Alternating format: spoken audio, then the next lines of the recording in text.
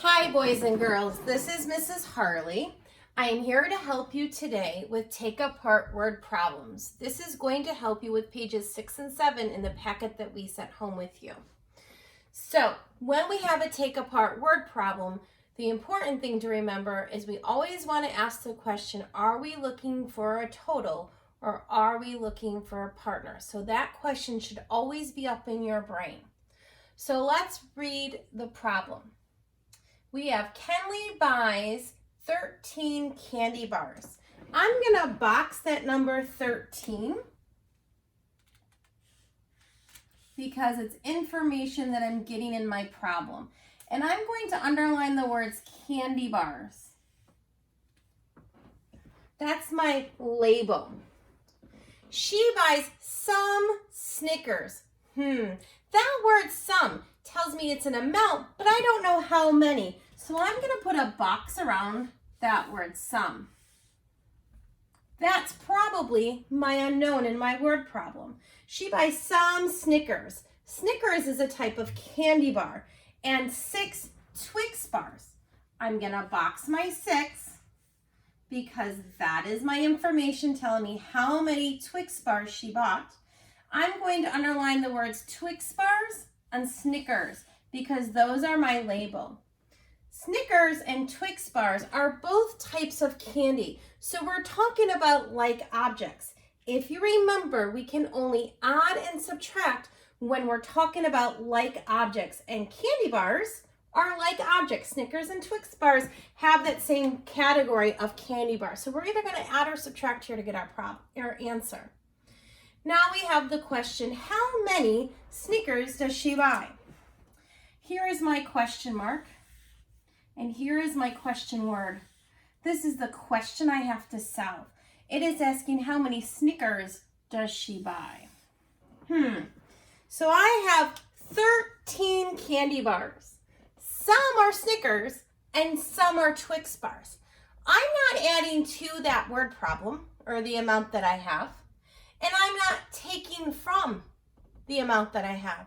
All I'm doing is I'm taking that total 13 here and I'm breaking it into 2 parts. I'm taking my total 13 and I'm breaking it up into my Snickers and I'm breaking it up into my Twix bar. So this is a take apart word problem. My question is asking me how many Snickers does she buy? So 13 is that total. If we think about that math mountain, it's up on top. And then at the bottom, my partners are Snickers and Twix bars. I want to know Snickers. So I am definitely looking for a partner here, not a total. And I'm going to write T for total or P for partner. And I'm going to circle my P for partner. I'm also going to make a math mountain that goes with my word problem. I'm looking for a partner, not a total. I know that my total has to be larger than my partner's. That means this number 13, that's my total candy bars that I have. 6 is just a partner. I have 6 Twix bars. Some of them are part of that 13. So my 13 is my total. It is going at the top of that math mountain. She bought some. I don't know how many she bought of Snicker bars. These are my Snickers. I'm going to label that box or that unknown so I know exactly what it is representing. She bought 6 Twix bars. Again, I'm going to label that so I know exactly what the number 6 is representing. So here's my total. Here are my 2 partners. I'm now going to add my symbols into my math mountain. I know that when I add my 2 partners, I get the total of 13. I know that when I take one of my partners away from my total, so 13 minus something, that should give me an answer of 6. Or I can do 13 minus 6, and that will give me my unknown. So there are so many different ways to solve this problem.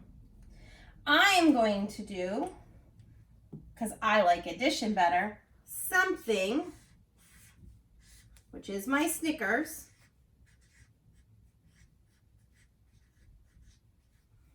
plus 6 Twix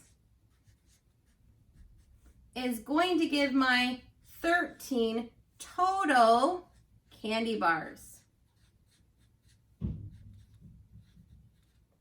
So to solve this problem or this equation, I did my Math Mountain, or I used my Math Mountain this way. I started with my unknown, I added my partner 6, and I got 13. So I could start with 6 in my brain and count on until I got to 13, and I could go 6, 7, 8, 9, 10, 11, 12, 13, and I should get 7 for my answer.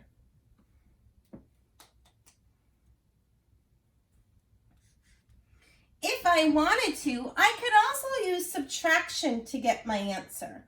And I could go this way down the Math Mountain. And the reason why I can use subtraction is because every operation has an operation that undoes. I can do addition to get to my total, but I can also start with my total and use subtraction by taking away a partner to get to my other partner. So if I was going to write that equation, I might write 13 for my total candy bars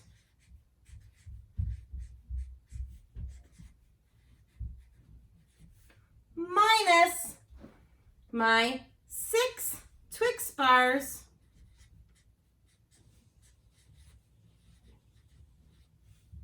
and that should give me the unknown amount of Snickers bars or that other partner. So again, I could count down if I wanted, and I could say 13, 12, 11, 10, 9, 8, 7. So I took 6 away, and now I get the partner 7. I still got the same answer. Remember, this is a take apart word problem. I didn't add anything in, and I didn't take anything from. I had my total. All I simply did was take that total, and I broke it apart into my 2 partners. When you're working on your math problems this week, make sure that you're thinking about your numbers. I like to box them so that I know that I'm working what I'm working with. And I also like to underline my labels because when I know that my labels are like objects, like Snickers and Twix bars are both candy bars, that tells my brain that I have to either add or I have to subtract to get my answer.